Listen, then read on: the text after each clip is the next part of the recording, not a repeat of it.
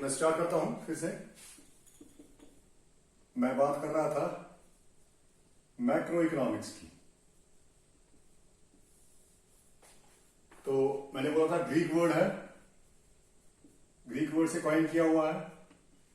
वो जो Greek prefix था वो था मैक्रोस, इसका मतलब है लार्ज। तो हम माइक्रो इकोनॉमिक्स में क्या पढ़ते हैं? हम एग्रीगेट्स के बारे में पढ़ते हैं।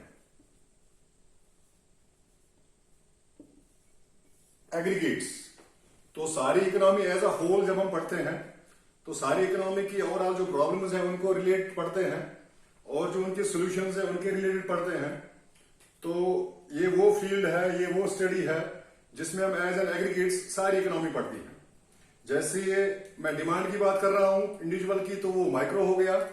तो अगर मैं ओवरऑल इकोनॉमी की बात कर रहा हूं तो वो हो गया मैक्रो कंसेप्ट। तो हम एग्रीगेट डिमांड पढ़ते हैं सारे कंट्री की। सप्लाई की बात कर रहा हूं मैं तो इंडिविजुअल की बात कर रहा हूं, इंडिविजुअल यूनिट्स की बात कर रहा हूं, वो कितना सप्लाई कर रहे हैं। लेकिन जब मैं इनको सबको सम करता हूं, इकट्ठे करता हूं पूरे कंट्री की, और वो सप्लाई जो पूरे वर्ल्ड में हम देते हैं तो वो एग्रीगेट सप्लाई बन जाती है, मेरी पूरी कंट्री की सप्लाई। तो वो बन जाती है एग्रीगेट सप्लाई, क्योंकि हम एग्रीगेट्स पढ़ते हैं, एग्रीगेट सप्लाई के बारे में, एग्रीगेट्स डिमांड के बारे में। तो ऐसे जो भी हमारे एग्रीगेट कंसेप्ट्स हैं, तो जो हम कंसेप्ट्स इसमें पढ़ते हैं मैक्रो इकोनॉमिक्स में, उसमें अनएम्प्लॉयमेंट आता है, इन्वेस्टमेंट आती है, इन्फ्लेशन आती है, fiscal policies as well as monetary policies आती है। तो क्या कंसेप्ट्स, तो मैंने आपको बोला ये इकोनॉमी एज अ होल है, तो सारा इकोनॉमी का हम पढ़ते हैं, तो इसको तभी एग्रीगेट इकोनॉमिक्स भी बोलते हैं। तो कौन कौन से कंसेप्ट पढ़ते हैं इसमें? मैंने आपको बोला ये जो स्टडी है ये as economy as a whole है। तो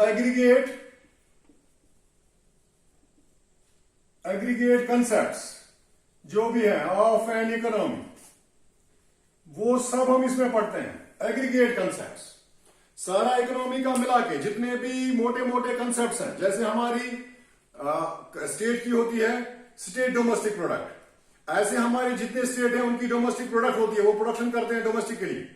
और जब हम सारा इनका मिलाते हैं तो वो बन जाती है ग्रॉस डोमेस्टिक प्रोडक्ट, कंट्री की डोमेस्टिक प्रोडक्शन। तो ऐसे ही हमारी इनकम होती है इंडिविजुअल की, ऐसे ही स्टेट की इनकम होती है। जब सारे स्टेट्स की इनकम हम इकट्ठा करते हैं और जो इनकम यहां हमने कमाया, हमारे लोगों ने, जो हमारे रेजिडेंट हैं उन्होंने कमाया, और उसके बाद जो हमारे लोगों ने बाहर मुल्कों में कमाया, उन सबको हम जब इकट्ठा करते हैं तो हम पढ़ते हैं मैक्रो इकोनॉमिक्स में। तो उन सबकी इकट्ठी इनकम को हम नेशनल इनकम फिर बोलते हैं। तो जो हम एग्रीगेट्स पढ़ते हैं इसमें ये ब्रांच है इकोनॉमिक्स की, ये आप याद रख लीजिएगा, it's a branch of economics. तो इकोनॉमिक्स की बहुत सारी ब्रांचें हैं, माइक्रो है, मैक्रो है, वेलफेयर इकोनॉमिक्स है। तो ये एक ब्रांच उनमें से है मैक्रो इकोनॉमिक्स। तो पहला जो हमारा, मैंने कहा आपको इसमें क्या क्या पढ़ते हैं हम, हमारे जो इश्यूज होते हैं वो हम इसमें क्लियर करते हैं। हमारा इश्यू क्या है? एक होता है हमारा इश्यू अनएम्प्लॉयमेंट का। ये कंसेप्ट्स है, आप इनको कंसेप्ट्स भी बोलते हैं। क्या क्या कंसेप्ट्स हम पढ़ते हैं इसमें?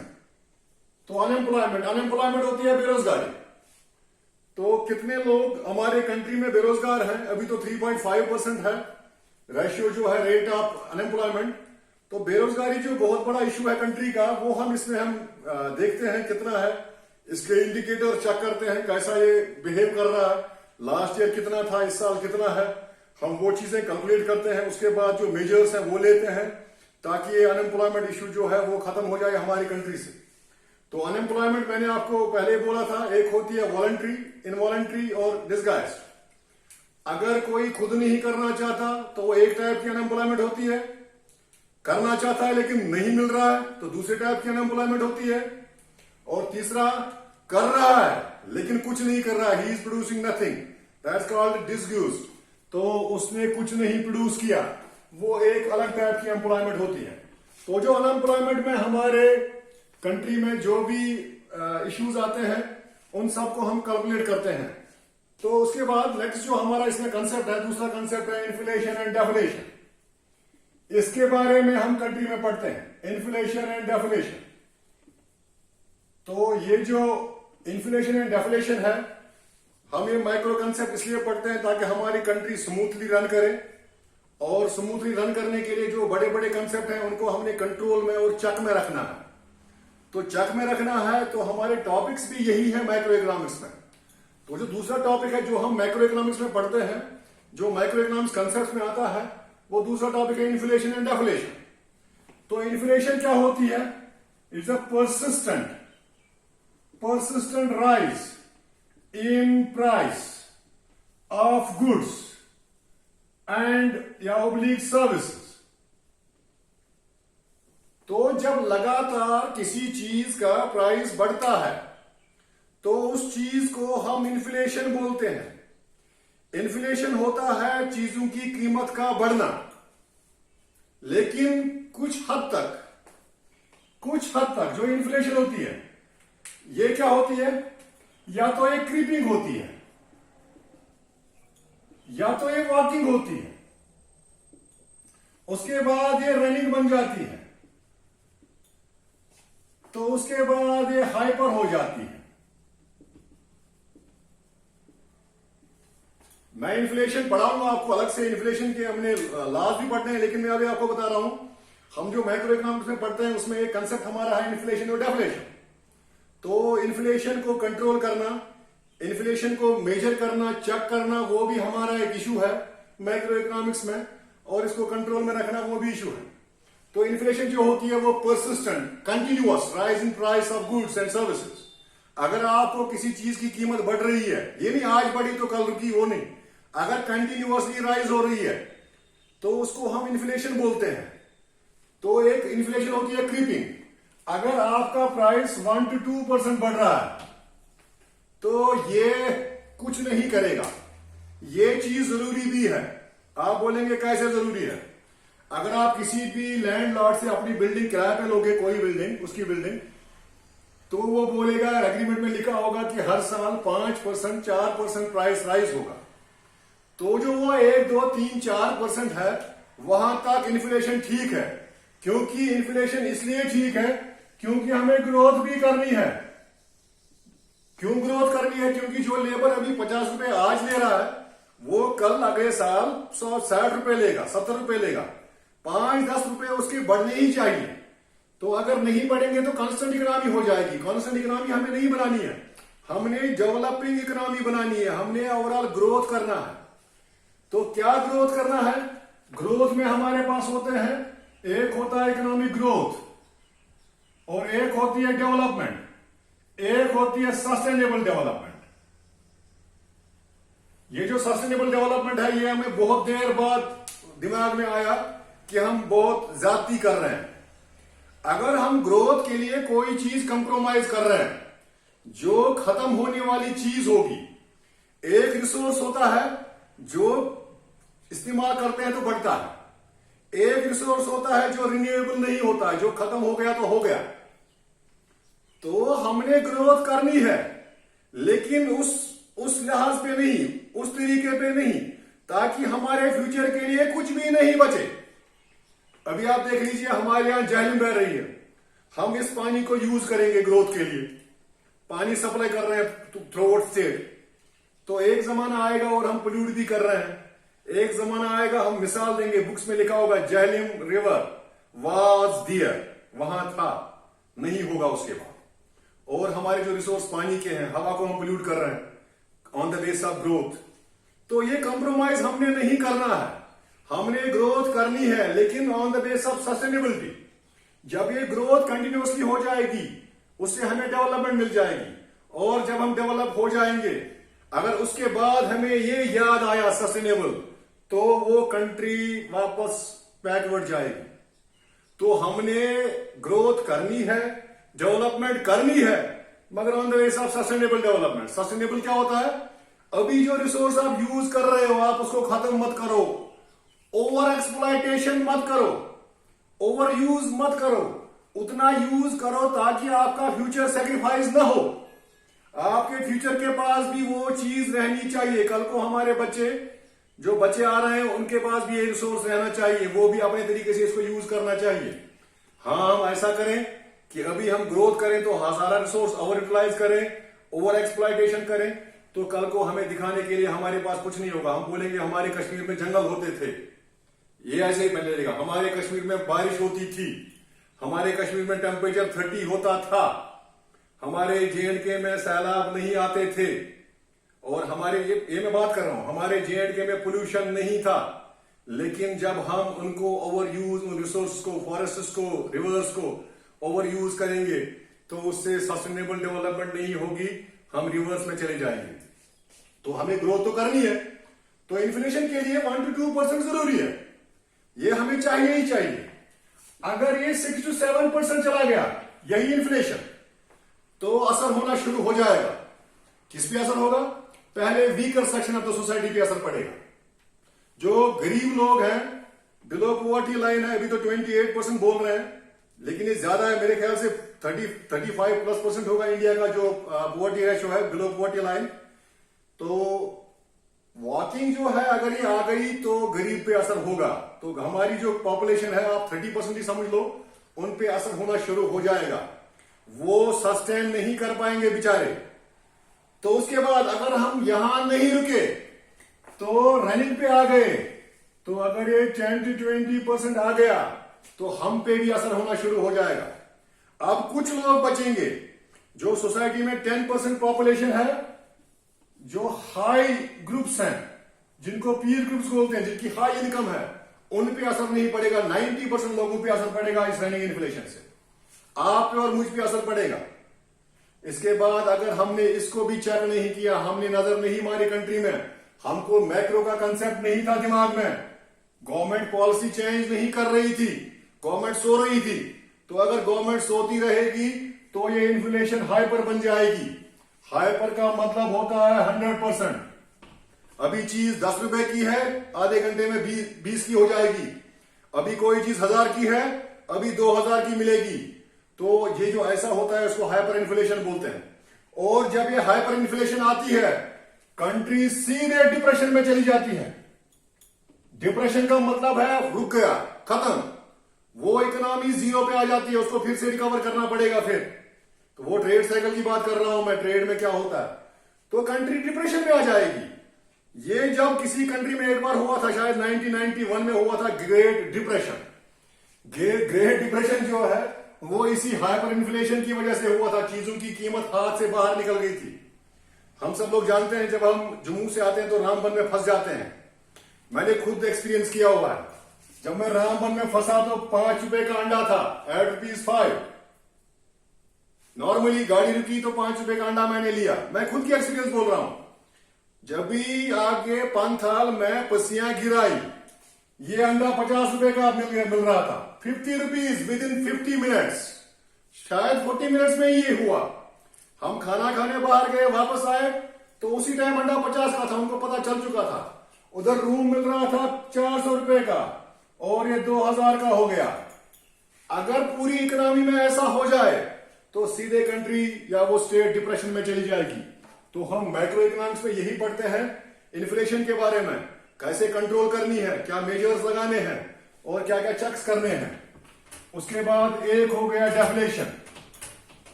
डेफ्लेशन होता है परसिस्टेंट फॉल। ये वही है, persistent fall in price of goods and services। अगर अब फॉल हो रहा है, आज एक मजदूर बेचारा 500 रुपए ले रहा था, कल उसी मजदूर को 100 रुपए मिले, तो क्या होगा? इकोनॉमी फिर से वापस डाउन चली जाएगी। तो जो चीजों की डेफिनेशन होती है, इससे भी कंट्री की इकोनॉमिक ग्रोथ पे न तो इन्फ्लेशन रहे न तो डेफिनेशन रहे। अगर हमने इकोनॉमिक ग्रोथ, सस्टेनेबल डेवलपमेंट करनी है, for that we have to check both the factors, both the concepts. और ये चेक हमें कौन सिखाता है? That's macro economics.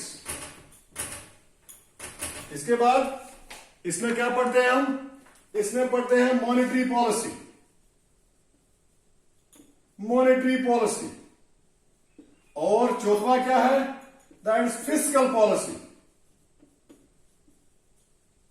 तो हम मैक्रो इकोनॉमिक्स में, एग्रीगेट इकोनॉमिक्स में इनकी भी बात करते हैं, क्या है ये और इनकी प्रॉब्लम्स में क्या क्या है और इनका सोल्यूशन क्या है, कैसे गवर्नमेंट चेंज करती है और कौन कौन सी है। ये जो मॉनेटरी पॉलिसी होती है ये होती है अपेक्स बैंक की, जो हमारा बैंक ऊपर होता है। आप इसको आरबीआई भी बोल सकते हैं, रिजर्व बैंक ऑफ इंडिया, और इसको आप सेंट्रल बैंक भी बोल सकते हैं, RBI reserve bank of India. मैं इंडिया की बात कर रहा हूं, या आप बोल सकते हैं सेंट्रल बैंक। ये जो पॉलिसी है मॉनेटरी पॉलिसी, ये इन्हीं के हाथ में होती है, रिजर्व बैंक ऑफ इंडिया, या इसको आप अपेक्स बैंक बोलते हैं जो बैंकों का बैंक है, और जिसको हम सेंट्रल बैंक बोलते हैं इंडिया में। तो क्या पॉलिसी है इसमें, इसमें ये क्या पॉलिसी करते हैं, एक तो जो मॉनेटरी पॉलिसी है इसमें क्या क्या आता है, एक आता है मनी सप्लाई, आप इसको बोल सकते हैं क्वांटिटी ऑफ मनी, और दूसरा रेट ऑफ इंटरेस्ट, तीसरा क्रेडिट फ्लो। तो जो हमारा जो मॉनेटरी पॉलिसी है इसको गवर्न करती है कंट्री में, इसको चलाती है reserve bank of India. Reserve bank of India को ही इसी पॉलिसी में अल्टरेशन करनी है, और अल्टरेशन कब करनी है, जब उसको इकोनॉमी पे नजर होगी, नजर रखनी है इकोनॉमी पे, मैक्रो इकोनॉमिक्स पे नजर रखनी है। तो क्या क्या कर सकते हो, मनी सप्लाई कम ज्यादा कर सकते हैं, क्योंकि मनी सप्लाई जो है वो बैंक ही देता है। और किस पे देता है मनी सप्लाई, इसकी डिमांड पे, वो भी मैं बाद में पढ़ाऊंगा, डिमांड और सप्लाई पे। मनी सप्लाई हमारी इसी पे डिपेंड करती है। तो क्या होता है, अगर हमारे मनी की डिमांड ज्यादा है तो हम सप्लाई करेंगे, अगर सप्लाई ज्यादा है तो रोकेंगे, क्योंकि डिमांड नहीं है उतनी। सप्लाई अगर बढ़ेगी तो डिमांड भी अगर बढ़ रही है तो ठीक है, अगर खाली सप्लाई बढ़ रही है तो हमारी मनी वैल्यू कम हो जाएगी। वो तो बहुत बड़ी बात है, आगे मैं पढ़ाऊंगा। वो रेट कैसे चेंज होता है, हमारी जो कंट्री के करेंसी होती है, वो बहुत बड़ा टॉपिक है, तो उस पर भी एक दिन ले लेंगे। लेकिन अभी जो पॉलिसी बोल रहा हूं मैं, पॉलिसी जो है मॉनेटरी पॉलिसी, वो रिजर्व बैंक गवर्न करता है, उसी के हाथ में है, वही चेंज करता है। किसमें चेंज कर सकता है वो, एक तो मनी सप्लाई में चेंज कर सकता है, और दूसरा रेट ऑफ इंटरेस्ट में। रेट ऑफ इंटरेस्ट में अगर आरबीआई चेंज करेगा, अगर आरबीआई समझ लो अभी 4% ले रहा है अदर बैंक से, तो अदर बैंक हमें 8% पे दे रहे हैं। अगर आरबीआई चार्ज करेगा 6%, तो अदर बैंक हमें एक्स्ट्रा ले लेंगे 4% पे, समझ लो हमें अभी 8% देना पड़ रहा है इंटरेस्ट कंज्यूमर को, क्योंकि आरबीआई के रूल्स पे ही बाकी सारे नेशनलाइज्ड कमर्शियल बैंक चलते हैं। वो बैंक का अलग कंसेप्ट है। बैंक में होते हैं, एक तो होता है कमर्शियल बैंक, एक होता है कमर्शियल नेशनलाइज्ड बैंक, एक होते हैं प्राइवेट बैंक्स। मैं उन सब की बात कर रहा हूं, उनमें सारे जो गवर्निंग रूल्स होते हैं वो सारे इनके होते हैं, आरबीआई के, रिजर्व बैंक के। तो जो रेट ऑफ इंटरेस्ट अगर आरबीआई चार्ज करेगा बैंक से 4%, तो बैंक हमसे चार्ज करेंगे 8%। अगर आरबीआई ये रेट बढ़ाएगा 8%, तो हमसे वो 16% करेंगे। तो अगर आरबीआई रेट ऑफ इंटरेस्ट में कम ज्यादा करेगा, इससे हम पे भी असर पड़ेगा, इकोनॉमी पे भी। तो अगर मुझसे इंटरेस्ट ज्यादा लिया जाएगा तो मैं लोन नहीं लूंगा, अगर मैं लोन नहीं लूंगा तो मैं इन्वेस्टमेंट नहीं करूंगा, कंजप्शन नहीं करूंगा, तो उससे कंट्री की इकोनॉमी पे असर पड़ेगा। तो वही बात कर रहा हूं मैं, इकोनॉमी की ही बात कर रहा हूं, मैक्रो इकोनॉमिक्स की। इसमें हम सारा कंसेप्ट ये पढ़ते हैं। उसके बाद क्रेडिट फ्लो, क्रेडिट फ्लो के इन्हीं के हाथ में है, रिजर्व बैंक के इंडिया में, रिजर्व बैंक ऑफ इंडिया जो है। अगर ये क्रेडिट फ्लो बढ़ाना चाहेंगे, एक आम आदमी को लोन ज्यादा मिले, तो इनको बैंक रेट कम करना पड़ेगा, तो फिर इंटरेस्ट रेट हमारा कम होगा। तो जो इंटरेस्ट रेट है वो अगर कम हो गया तो हम ज्यादा पैसे बैंक से ले लेंगे, और बैंक से ज्यादा लेंगे तो इन्वेस्टमेंट भी ज्यादा करेंगे। तो ये जो तीनों है, मॉनेटरी पॉलिसी जो है ये रिजर्व बैंक ऑफ इंडिया के हाथ में है। इसके बाद नेक्स्ट जो हमारा है वो है फिस्कल पॉलिसी। फिस्कल पॉलिसी जो है वो गवर्नमेंट ऑफ इंडिया करती है। ये गवर्नमेंट ऑफ इंडिया के हाथ में ये चीज है, government of India fiscal policy.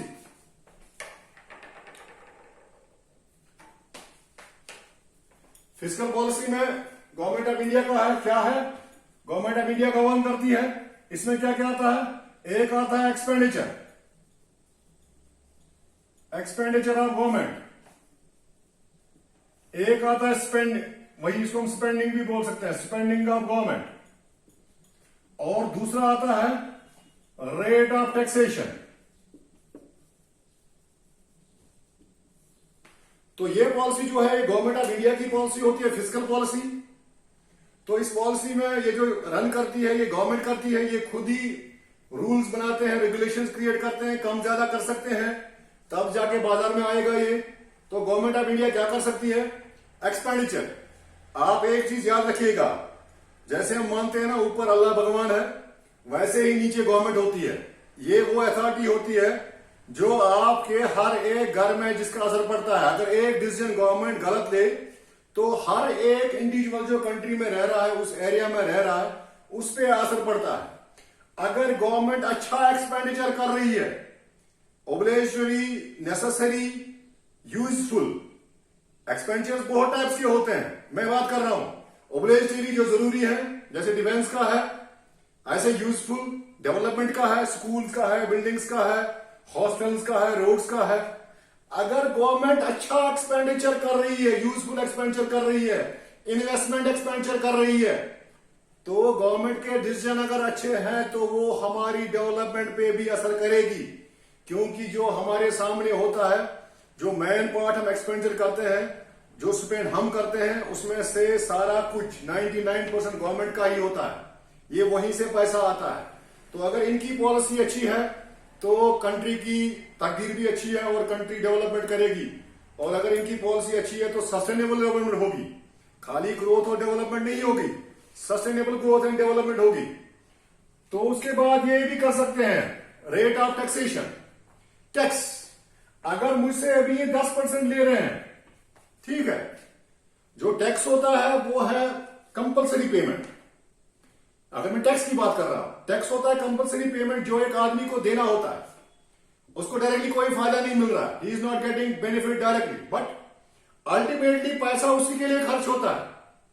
उसके लिए सड़क बनाई उसके इलाके में तो उसी सड़क पे वो भी चलेगा, हॉस्टल बनाए उसी पैसे से तो हॉस्टल में वो भी जाएगा। और जो टैक्स पेयर होता है वो हमारे इंडिया में कम टैक्स पेयर है, तो यहां पे ज्यादा चोरी अभी चल रही है टैक्स की, तो खुद ही लोग देने नहीं आते, जबरदस्ती लेना पड़ता है, डेट्स देने पड़ते हैं, इस डेट तक नहीं भरोगे तो वो करेंगे। तो जो टैक्सेशन है इसमें गवर्नमेंट हमें दे सकती है आराम, अगर अच्छी पॉलिसी हो। समझ लो जो इनकम है, टैक्स फिर बहुत सारे होते हैं, income tax, direct tax, indirect tax, फिर वो बहुत सारे क्या बोलते हैं, corporation tax, production tax, service tax, toll tax, ये बहुत सारे होते हैं। जैसे अभी हमारा वैट, वैल्यू एडेड टैक्स, अभी हमारा नया जो आ गया जीएसटी, सीएसटी, ये बहुत सारे हैं, लेकिन है ही सारे टैक्सेस। और जो हम स्कूल में फी भी भरते हैं ना, वो भी एक टैक्स ही है। फाइन्स जो है हम गाड़ी का देते हैं वो भी एक टैक्स ही है, रेवेन्यू जनरेट होता है गवर्नमेंट का। तो टैक्स का मकसद यही है, जनरेट रेवेन्यू फॉर गवर्नमेंट। क्यों गवर्नमेंट रेवेन्यू जनरेट करती है? ताकि वो एक्सपेंडिचर कर सके ओवरऑल इकोनॉमी पे।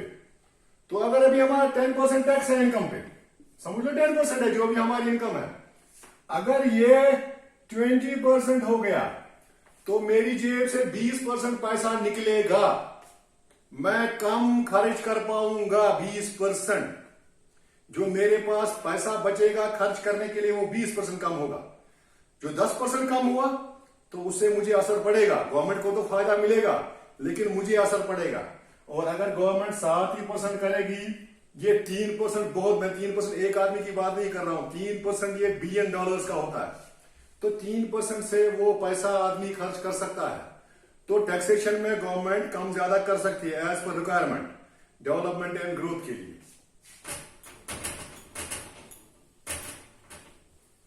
उसके बाद जो हमारा नेक्स्ट टॉपिक है, की फैक्टर्स ऑफ मैक्रो इकोनॉमिक्स। कौन कौन से की फैक्टर्स होते हैं? Key factors of macro economics. First है the key factors are GDP, next है rate of employment,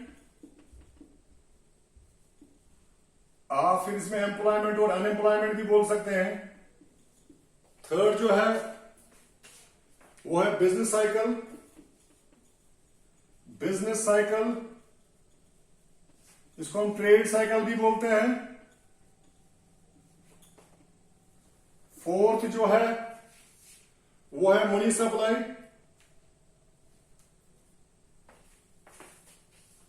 money supply.